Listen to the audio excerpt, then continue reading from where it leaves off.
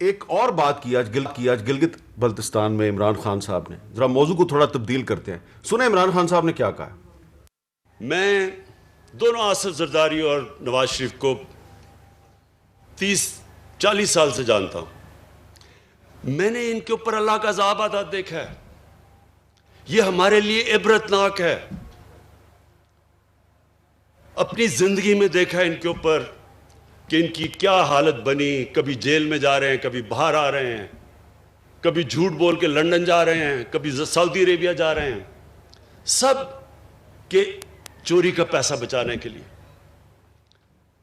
پھر بچوں کو جھوٹ بولنا پڑ رہا ہے کہ لندن تو چھوڑو، پاکستان میں بھی کوئی پراپرٹی نہیں ہے. اچھا، چوری کا پیسہ بچانے کے لیے یہ ساری جدوجہد ہے. اچھا، سوال میرا آپ سے یہ ہے شبلی فراز صاحب کہ یہ صرف نواز شریف اور آصف علی زرداری صاحب تو نہیں آپ کے خلاف جلسے کر رہے. جلسے کرنے والوں میں جو بہت سے لیڈر شامل ہیں اور جو وہاں تقریریں کرتے ہیں، اس میں ایک اختر مینگل صاحب بھی ہیں. 2.5 سال تک آپ کے اتحادی تھے، ابھی چھوڑ کے آپ کو اپوزیشن میں گئے ہیں. تو کیا سب کا مسئلہ چوری کا پیسہ بچانا ہے؟ اختر مینگل نے کون سا چوری کا پیسہ بچانا ہے؟ دیکھیں، پہلی بات تو یہ ہے کہ جو یہ دو جن کا نام پرائم منسٹر صاحب نے لیا، یہ وہ لوگ ہیں جو کہ اس ملک میں کہ سیاہ و سفید کے مالک رہ چکے ہیں. یعنی وزیر اعظم رہ چکے ہیں، صدر رہ چکے ہیں. اب باقی جو پارٹیز ہیں تو دیکھیں نا، آپ تو یہی کریں گے اگر کوئی چوروں کے ساتھ اگر اپنا الائنس شو کرتا ہے تو وہ تو اپنے آپ کو جو اس کی کریڈیبلٹی ہے اسی کو ہی وہ خراب کر رہا ہے. اور اگر اختر مینگل ان کے ساتھ شامل ہیں، یا آپ مولانا فضل الرحمان کو بھی نہیں بر ذمہ کر سکتے، وہ پورا جو یہ کھیل تھا اس کا ایک بڑا اہم حصہ رہے ہیں. ٹھیک ہے. اب ایشو یہ ہے کہ جس طرح پرائم منسٹر صاحب نے کہا کہ ان کی آپ یہ جو پاکستان خاص طور پہ جو ینگ جنریشن ہے یا وہ لوگ ہیں جو کہ اس وقت اقتدار میں ہیں یا اقتدار میں رہ چکے ہیں، یہ ان کے لیے ایک بڑی کلاسک اگزامپل ہے کہ دیکھیں، آپ ایک وقت تک تو آپ اس پیسے کو انجوائے کر سکتے ہیں، لیکن جو آپ کا انجام ہوتا ہے وہ انتہائی اذیت ناک ہوتا ہے. اب آپ جتنی بھی ان کو دیکھ لیں، آپ کوئی بھاگا ہوا ہے، ادھر بھاگا ہوا ہے، انجام ایک جیسا نہیں ہے، ادھر بھاگا ہوا ہے. بات پھر وہی آ جائے گی نا کہ عمران خان صاحب نے پرویز لائی کو کہا تھا پنجاب کا سب سے بڑا ڈاکو، وہ تو عمران خان کا اتحادی ہے. دیکھیں، دو چیزیں ہوتی ہیں. ایک تو ہے کہ جو الیکشنز میں یا اپنی ویسے اس میں آپ وہ کرتے ہیں، بات کرتے ہیں، اس میں ایک چیز یہ ہے کہ ہماری ملک کی بدقسمتی سے ہماری ملک کی جو ریالٹی ہے، اس میں جو آپ کے جو الیکٹورل پروسیس ہے، جو آپ کی ایک ڈیموکریٹک ڈسپنسیشن ہے، اس میں آپ کو ایٹ ٹائمز، اب ہم نے جو ہے تو کے پی میں ہم نے جماعت اسلامی کے ساتھ، آفتاب شیرپاؤ کے ساتھ ہم نے اتحاد کیا تھا. ٹھیک ہے. ان کی ساتھ نہ ہمارا آئیڈیولوجیکل کوئی وہ بنتا ہے اور نہ. اب آپ پی ڈی ایم کو دیکھ لیں، اس میں جو ہے تو بدقسمتی نہیں ہے کہ ایک شخص جو کہ ڈی خان میں اپنی دونوں سیٹیں ہار چکا ہے، وہ انہوں نے سربراہ بنا دیا اس کو، مولانا کو. اور جو نیچے جو ان کے جو ساتھی ہیں، یہ وہی لوگ ہیں جو بھٹو صاحب کی پھانسی میں بڑا ایک ان کا انسٹرومنٹل رول تھا، ان کے بڑوں کا، ان کا. اب یہ لوگ جو اس طرح کی باتیں کر رہے ہیں تو یہ بنیادی طور پہ یہ ظاہر کرتا ہے کہ ان کے کبرڈز میں اسکیلیٹنز ہیں. انہوں نے جو بھی وہ کی ہیں، غلط کام کیے ہیں، چوری کی ہے، ڈاکہ ڈالا ہے، ملک کی معیشت کو تباہ کیا ہے، اپنی ذاتی وسائل کو بڑھایا ہے. آج جو ہے تو یہ زبیر صاحب جیسے لوگ یہ ان کی نمائندگی کر رہے ہیں جن کو میرا خیال ہے بنتا نہیں ہے. انہی کے بھائی نے انٹرویو دیا تھا کیپٹل اس میں ہارٹ ٹاک میں، اور انہوں نے یہ دیا.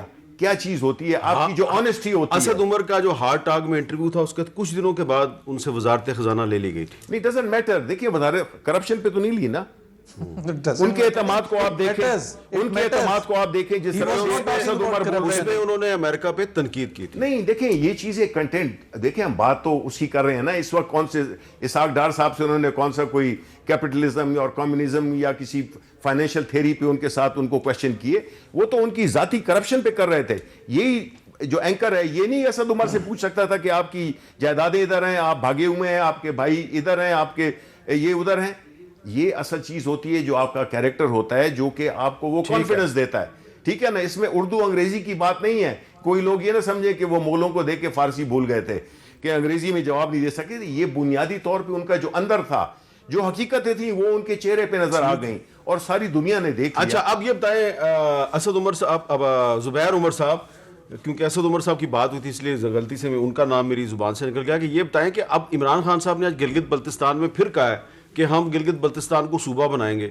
آپ کی پارٹی نے بھی یہی کہا صوبہ بنائیں گے، پیپلز پارٹی نے بھی یہی کہا صوبہ بنائیں گے.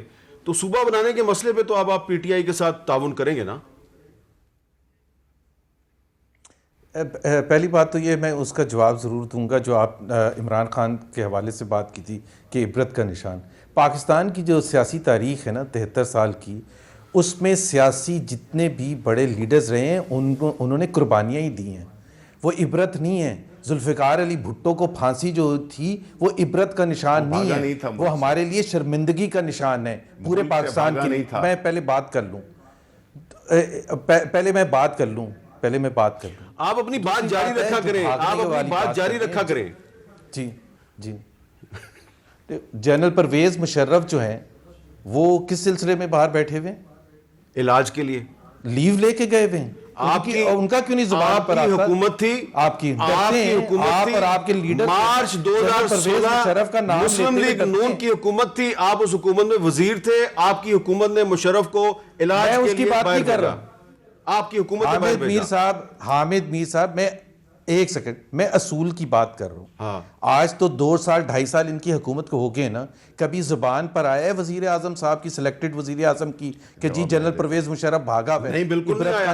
اس لیے نہیں آیا نا، کبھی بولا ہے؟ اس لیے نہیں آیا کہ پرویز مشرف کا جو وکیل ہے فروغ نسیم وہ اس حکومت کا وزیر قانون ہے. بات ختم ہو گئی. تو اس میں تو کوئی منافقت والی بات ہی نہیں ہے. وہ وزیر قانون ہے، اور وہ الطاف حسین کا بھی تھا، وہ الطاف حسین کا بھی وکیل رہا ہے جو وزیر قانون ہے، جس کو اس نے کہا تھا وہ نیلسن منڈیلا ہیں الطاف حسین کے بارے میں. تو اس قسم کے تو کابینہ میں لوگ بیٹھے ہوئے ہیں. جہاں تک صوبے کا تعلق ہے، ہم نے جو بات کی تھی کہ جو پاکستان میں قانونی جو بھی عمل ہوگا اس میں ہمیں کشمیر کے حوالے سے جو ہمارا اصولی موقف ہے اور جو یونائٹڈ نیشنز میں ہم نے پریزنٹ کیا ہے، جس میں گلگت بلتستان اور آزاد کشمیر وغیرہ تمام حصے آتے ہیں، اگر صوبہ بنانا ہوگا تو اس میں ہمیں تمام چیزوں کو دیکھنا پڑے گا کہ کیا پاکستان اپنے اصولی موقف سے پیچھے آ گئے